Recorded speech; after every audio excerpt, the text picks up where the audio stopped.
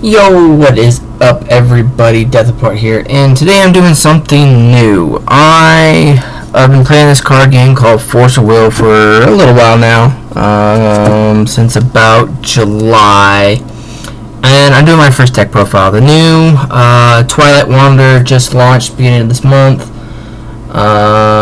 so I am trying to get a deck out. No, fairly new, no one's done it yet. And I came across a certain card that I love its ability. It's awesome. It's amazing. It is called Phoenix, the Flame of the World. It is a 4-drop, 3 fire, 1 anything, flying. When this card enters the field, deals 300 damage to each resonator your opponent controls. When this card is put into the graveyard from your field, you may pay 2 fire. If you do, put this card in the owner's field. So, what's so great about this card is you can kill it, bring it back, 300 damage to all your opponent's creatures. Kill it, bring it back, 300 damage to all your opponent's creatures. So, if you get him on the field, if he has any low cost, small attack, speed decks, this is gonna kill it. You can just kill him, pay 2, bring him back.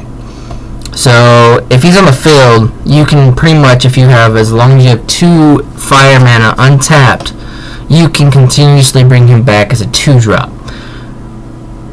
And he's a 9/9 flying. Can't beat it. His ability is awesome. This deck is pretty much basically built around this card. I'm looking for opinions. Maybe something else I could throw on that might be better. But we're going to go through it. So I run 4 of these. I've got 1 regular and 3 stamped. It's kind of nice. So that to the side. Now we're going to go, of course, J Ruler. I'm running Blazer for the simple reason is fire mana. That's pretty much all he's there for. Or if my opponent decides to pull out their ruler and I have nothing to kill it, he's got it all pumped up. Now my turn comes around, J activate. Of course, his ability is my opponent's J ruler loses all abilities in the turn, and when I J activate, it killed my opponent's ruler. Gonna be nice with Death Scythe. I'll go over that here in a little bit. Next up is my 1-drops. I run 4 of Guinevere. She kills a creature, draw 2 cards, or I can tap fire mana, tap her, give a creature plus 400 until end of turn, and then when that creature deals damage, it dies. Great for Phoenix. As I said, I can either tap her, pump Phoenix up, make it a 13/13, swing in for over everybody's head with flying, 13 damage, Phoenix dies, pay 2, bring Phoenix back, do 300 to his board, and then attack again. It does not get summoning sickness when it's brought back this way because it enters the field. It is not summoned to the field. So it does not have summoning sickness. It can attack immediately after you bring it back. Another good combo with it is if you need some cards in your hand or you're looking for something, you can tap her. Now after you attack with Phoenix, tap her, kill Phoenix off, pay 2, bring Phoenix back, draw your 2 cards, discard a card, swing in with Phoenix again. So this deck is all about killing off the Phoenix, bringing it back, dealing a bunch of damage to all of his creatures. Now if you could do this twice a turn, that's 600 damage, so then it's going to wipe most of their cards off the board, and if not, almost, you should be able to finish them off with another card, or if you could drop Phoenix again. So that's where Gwen comes in. My next 1-drop is going to be the egg. The egg is there so I can search out my Phoenix or Gwen or any of my fire resonators. Yeah, I mean, it's just too good not to run. I can pull out pretty much any of my creatures. This is a heavy fire deck, so if anybody doesn't know what the egg does, it just allows me when it goes to the graveyard to pull out a fire resonator, put it in my hand. Alright, next fire resonator I've got going here is, and I don't know how I just did that.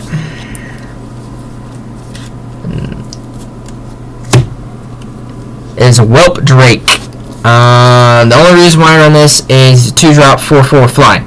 So I can swing over the head, plus if I need to, I can use, attack, give 4/4, hit my opponent for 4, tap Gwyn, kill him, do 400 damage to my opponent's creature, and draw 2 cards, discard a card. Or I can, make him a 9/9 and just swing over the top. He's 2-drop 4/4 flying. It's pretty nice.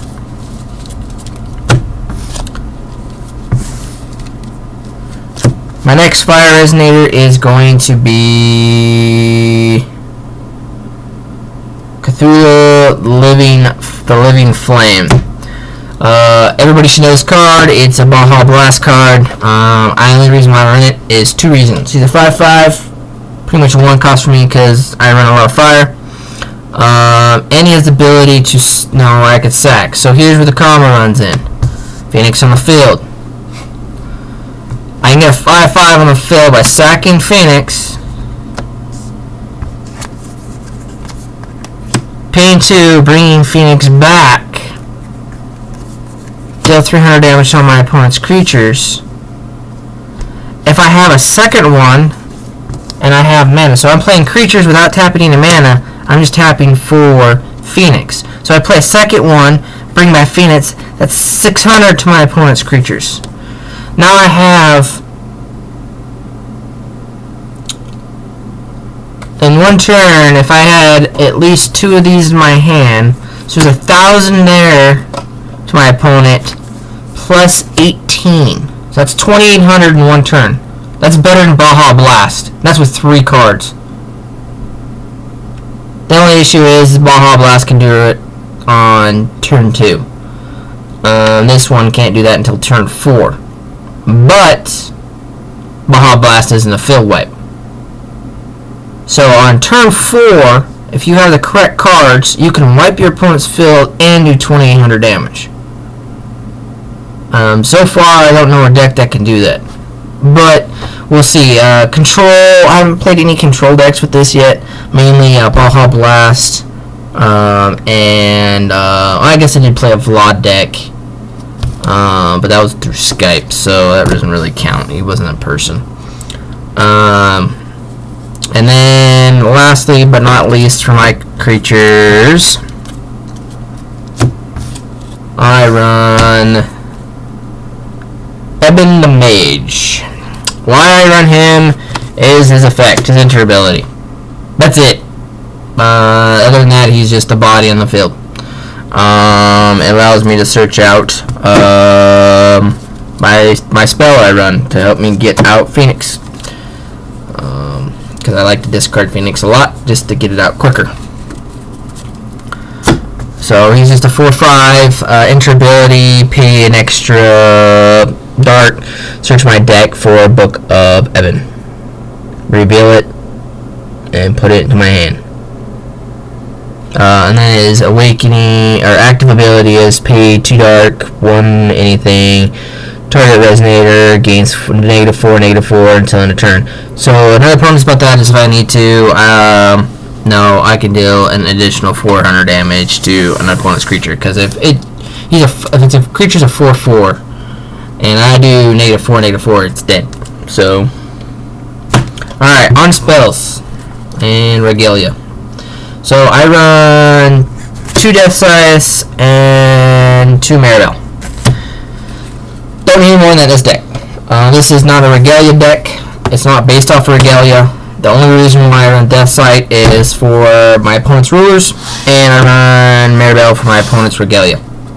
Mainly to kill off the Death Sights if they have them. Or the bows. Or a bow. Other than that, that's it. I don't think I'll put more in this deck because my deck is not based off my J-Ruler. Regalia is only good on decks that are based off of J-Rulers. Simple as that. I have another deck that's doesn't have a single Regalia in it because it's not based off my J-Ruler. It's based on my J-Ruler's ability, but not my J-Ruler as in attacking and stuff like that. So my decks that don't run Regalia, I have no problem beating decks with Regalia.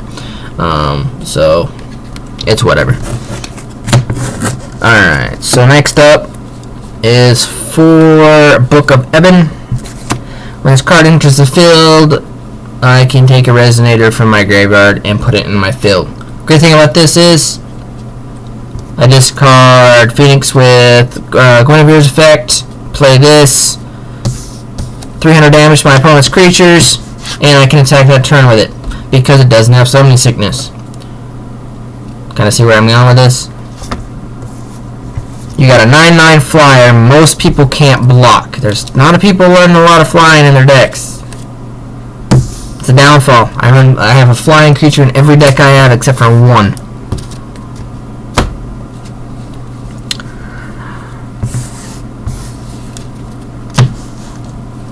Next up, Flame of the Outer World.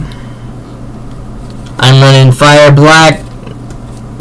Should not. You have to run this card. If you're running Black and Fire, you gotta run this card. It is too good. Can't be chased. Now this will knock out most creatures. So can't not run it. And then lastly for my spells, I run Demon Flame. Why I run Demon Flame over Thunders is this card is better than Thunder. Hands down. Way better. Thunder, all it is 1 cost 500 damage. This is a 1 cost 500 damage, or destroy a target Resonator that's been dealt damage this turn. So if I drop a Phoenix and they have a 15/15 on the field, I do 300 damage to it. I could pop this and kill that 15/15. Or if I sack, or say I do that, and it's not dead, and I can do that and kill it. Or no, run one of my little creatures into it, blow it up, deal 400 damage, then use that to kill it. Now, there's just so many different combos I can run to get rid of big creatures. I had a guy I was playing with this deck, of course through Skype. In this state I live in hasn't really picked it up, or at least this town I have live in. They really ain't all over this game quite yet. But he kept dropping Mistopheles. And I just kept dropping Phoenix and comboing that. They couldn't keep Mistopheles on the field. So, I mean, it's just too good not to run. Another version of this deck I'm thinking about is running it instead of black-red is green-red for some mana ramp with Blazer. Only issue is, as I'm having, is trying to figure out how I want to run it. So, but yeah, leave a comment, like, subscribe. If you think there'd be any big changes I can make to this deck to make it better, no, just let me know. Oh, I almost forgot my stones. Holy crap. Stones are pretty basic. I just run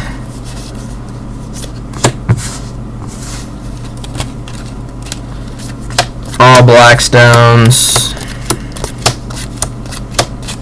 and this one. Oh, can't see it, the glare.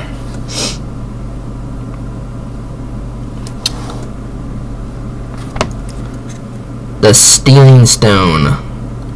I'm not even going to try to pronounce the name of it. Tap 1 dark, tap this card, target J/Resonator gains +0, -2 until end of turn. This is just that extra damage. If you hit a Mistopheles for 1400, so he's got 100 life left and you have nothing else, you could tap this card, give him -2, doof, he's done. So it's just that extra negative damage.